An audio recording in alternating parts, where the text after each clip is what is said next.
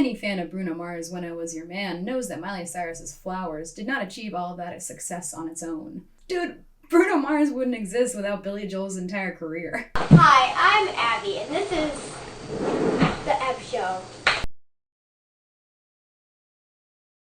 Hi, I'm Abby, and welcome back to my YouTube channel 1 Minute Off, where I talk about stuff. Today we're going to be tackling a relatively age-old problem in music criticism, alleged plagiarism. A few days ago, I came across this article on Rolling Stone. Well, I use 12 Foot Ladder because I don't and never will subscribe to Rolling Stone, claiming that Miley Cyrus has been hit with a lawsuit over her Grammy-winning song Flowers. The suit alleges that Cyrus and her team of songwriters are accused of copying portions of Bruno Mars' 2012 track, When I Was Your Man. The suit was filed on Monday, September the 16th, and also named Sony, Apple, Target, and a bunch of other distributors of the song. Now, I think one of the most important things to point out here, first off, is that Bruno Mars is not really involved with this at all. He's not a plaintiff on the case. I've seen a lot of talk online about whether or not he's doing this because he's broke, but I think that's a whole nother story. In fact, when things like this happen, it's oftentimes the artists themselves don't actually know what's going on. The suit is actually being filed by Tempo Music, who say they own a portion of the Mars song after they acquired it from Philip Lawrence, who co-wrote the song along with Mars and a few other writers. Also, this lawsuit wants Miley Cyrus to stop reproducing, distributing, or publicly performing Flowers, which is a little crazy. Everyone knows that this is not the first time this has happened. It certainly won't be the last. Led Zeppelin has been notoriously involved in a lawsuit involving the riff from Stairway to Heaven being ripped from a 1968 instrumental song called Taurus by Spirit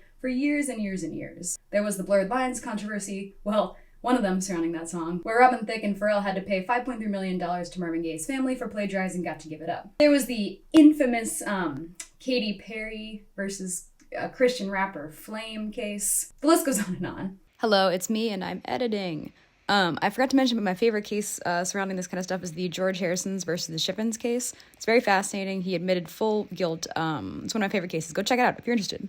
But this is a bit of an interesting case. The big difference between this and those other similar cases, including the Olivia Rodrigo Paramore one from a few years ago, is that pretty much all those other ones are based on sonic similarities. By that, I mean one can literally hear the same melody being played. But here, in these two songs, there are literally no shared melodies, production techniques, or rhythms at all between the two songs that are similar. There's no direct samples or interpolations in Flowers. The big thing here is the lyrics. I don't know about you, but when Flowers first came out, I could tell immediately it was kind of like a direct response to When I Was Your Man. Not a copy by any means, but one could definitely very easily interpret it as a response to that song. And so could, anybody who had been slightly following pop culture at all. You see, for those who don't remember the good old days of the early 2010s, Miley Cyrus and Liam Hemsworth were sort of the it couple for a hot second. The story goes, when they finally got married in 2018 after being on again off again since 2010, Hemsworth dedicated When I Was Your Man to Miley at their wedding. Why you would dedicate a sad song about a breakup to your future wife is beyond me, but he did it. So that sort of became the song for their short-lived but tumultuous relationship. Miley then released Flowers in 2023 after they had been divorced for 3 years, and totally coincidentally on Hemsworth's birthday. Fans also believe the tuxedo she's wearing in the Flowers video could be his as well. However, this song is clearly aimed at her and Hemsworth's relationship. Flowers is more of a confidence anthem. It's not a breakup song. She never directly stated that it was a response to the Bruno Mars song, but she's actually stated going forward from her relationship, she'd rather see her work more separated from Liam and more focused on her as an artist. And I think that's, a very fair statement to make, especially as a female pop star, a category of human, usually seen as attached to whatever guy she's dating at the time in the eyes of the mainstream media. But with all this in mind, let's take a look at what the suit is actually alleging. According to this, Flowers duplicates numerous melodic, harmonic, and lyrical elements of When I Was Your Man, including the melodic pitch design and sequence of the verse, the connecting bass line, certain bars of the chorus, certain theatrical music elements, lyric elements, and specific chord progressions. Let's go through this ridiculousness a little bit, shall we? Again, all this is alleged. I'm not a lawyer, but I am a musician, and I'm good at looking stuff up on Google. Both songs are in the key of C major. When I Was Your Man has a 73 BPM, while Flowers has a 118 BPM. So first, the melodic pitch design. Melodic pitch design refers to the specific arrangement and progression of pitches or notes in a melody, which determines its contour, structure, and emotional expression. It essentially serves as the basis for a repetitive pattern. Sequence, of course, refers to the restatement of a motif at a higher or lower pitch in the same voice. These are two criticisms specifically aimed at the verses of these two songs, not the chorus. If we're talking about the way the notes are going in a melody, I think we can say for sure that the overall emotional expression of When I Was Your Man is somber, much slower than Flowers. Flowers has a much more exciting and dancey feel to it because it's a confidence power anthem. One is very reflective and sad, and the other is dancey. I mean, I could be wrong, but I'm not really seeing this argument holding much weight in the end. As for sequence, David Bennett Piano put it very well. But this technique isn't exclusive to classical music. In fact, it's found in almost every style of music you can imagine, particularly pop music. Lights go out and I can be saved. And then immediately after, this same motif is repeated at a lower pitch. Tides that I tried to swim against. You will literally find this technique in almost any song you can think of, and it's because it's one of the most inherent musical ideas there is, repetition. We literally see sequencing all the time, especially in pop music. So to say that Miley Cyrus duplicated this from Bruno Mars is kind of some low-hanging fruit. Next, the connecting bass line. Bass is again some pretty low-hanging fruit to go after, again especially in pop songs. But let's humor it for a second. Obviously, a lot of bass lines consist of repetitive basic patterns that are common across genres. Copyright protection usually applies to, original and creative expression, not like to basic ideas or facts or functional elements. If a bass line is just, generic, I kind of think it lacks the necessary originality to qualify for copyright protection. Of course, the infamous Queen versus Vanilla Ice case comes to mind. But the difference there is that the bass line from Under Pressure is undoubtedly the most recognizable aspect of that song. Can't really say that for Flowers or When I Was Your Man. Because the bass line of Under Pressure has become this, significant, memorable part of the song, copying it without permission led to this infringement claim. So, Vanilla Ice settled out of court and gave Queen and Bowie writing credits on Ice Ice Baby. But if you take a look at the bass tabs for each song or listen to the isolated bass tracks of both songs, you can hear that while the lines are admittedly similar, to say they're connecting is just silly. The statement, certain bars of the chorus, certain theatrical musical elements, and lyrical elements, is likely referring to lyrics of the chorus of each song, which are admittedly a little similar because they are, again, most likely a response to the lyrics of that chorus. But this is where it does, get a bit interesting, obviously, because, yeah, admittedly, they're very close to each other. You've got I Can Buy Myself Flowers versus I Should Have Bought You Flowers. I Can Hold My Own Hand versus Held Your Hand. I Can Take Myself Dancing versus Now My Baby's Dancing. See, here's the thing. Here's the problem with that. None of these phrases on their own are significant at all. They're not like quotes.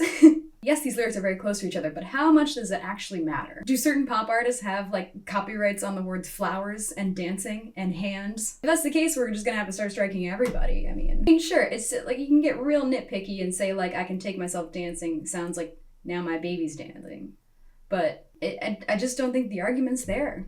All right, lastly, the specific chord progressions. Come on, guys, this is pop music. And here's the thing, I love Miley, I like Flowers, but I don't think it's it's a significant song. It's incredibly simple. It literally relies on 4 chords with maybe a few others sprinkled in if you're an intermediate guitar player. But this is an incredibly simple chord progression that's used a lot. The song is also structured very simply. I mean, it's verse, chorus, chorus. There's a pre-chorus in there if you really want to get nitpicky, but this is perfectly fine for Miley. It works for her very well, and hell, it won her a Grammy, if that even means anything anymore. But the song Flowers is not really indicative of her vocal range or anything like that. It's a very safe song, especially compared to some of her previous vocal performances from the last few years. When I Was Your Man, on the other hand, is a gorgeous, ballad-like song, with some really beautiful, subtle changes in between the different parts of the song's composition. The verses use a similar but not exactly same progression of A minor, C, D minor, G, G7, C, E minor, B on the first 2 lines, omitting the G7 and the E minor/B in the final 2. Pre-chorus is also a little bit different, and this can be easily heard in the song, especially if you listen to the 2 pre-choruses back to back. Moreover, there's an actual bridge in this song, and it really shows Bruno Mars's vocal range when he hits that high note. There's much more, emotion to that song in a much different way from Flowers, and the structure of the chords and overall song show that. In my humble opinion, first of all, When I Was Your Man, yes, clearly the superior song over Flowers. Flowers is a little bland for my taste, but I do love the message and what it means to and for someone like Miley Cyrus. None of that means this lawsuit is not a little insane. All of these chord changes and themes and general musical similarities are so incredibly common in pop music. So frustratingly similar, actually. For going after Miley Cyrus for using the word flowers when Bruno Mars used the word flowers, which is kind of what this boils down to, then we're gonna get in trouble really quick. We're gonna have an issue. I mean, I can think of several other songs on the top of my head that talk about, getting flowers for an ex and dancing with them. And I mean, are we gonna go after those guys too? This isn't even by far the first song that was written as a response to another song either. There's an entire history of that dates all the way back to the 1950s, and more likely than not even earlier than that. You can make the argument this has been in mainstream pop even since early days when rappers used diss tracks to go after each other. They literally use lyrics and samples from each other's work, and there's no lawsuit craze happening there. Also, those are both great video topics on their own, but I'm going off on a tangent and I kind of want to wrap it up here. At the end of the day, this case boils down to these vaguely similar lyrics. And I just don't really think that using some of the same words as someone's older song is gonna constitute as copyright infringement. When Miley Cyrus sings I Can Hold My Own Hand, it's in a totally different way, a totally different cadence than when Bruno Mars sings I Should Have Held Your Hand. The two songs really don't sound similar at all, outside of the lyrical similarities, which aren't even original enough in their own rights to be considered plagiarism. Really, I mean, and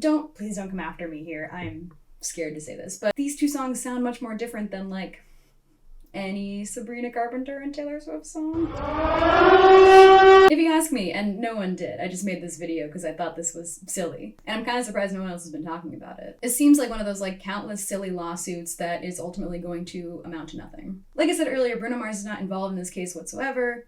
And that's how this stuff usually goes. Usually not artists suing each other directly, because why would Bruno Mars and Miley Cyrus go after each other? It's usually labels and producers trying to get like a sleazy little cut of a song when it gets big. Flowers won a Grammy last year, so it makes sense this lawsuit's only coming out now. I'm not even really defending Flowers here, because I don't even think it's like a remarkable song at the end of the day. But I don't think this is gonna go anywhere. If it does, it will be like definitely an interesting precedent for artistic license in pop music when it comes to like using the most basic lyrics in the world. No more songs about flowers, guys. We can't write about dancing anymore. Anyway, that's all I really had to say on this one. But what do you think? Do you think there's anything actually here? If you're a musician, I'd love to hear your opinions on this. Or do you also think this is pretty silly? Or does he deserve some sort of writing credit on Flowers, even though he probably didn't even write that lyric? And as usual, let me know if I missed something, because I usually do. Please leave your arguments in the comments below. And hey, if you made it all the way through here, feel free to like and subscribe if you liked what you saw. I hope you have a great rest of your day. I'm Abby, this is 1 Minute Off, and I'm gonna go listen to some mamas and some papas. Bye.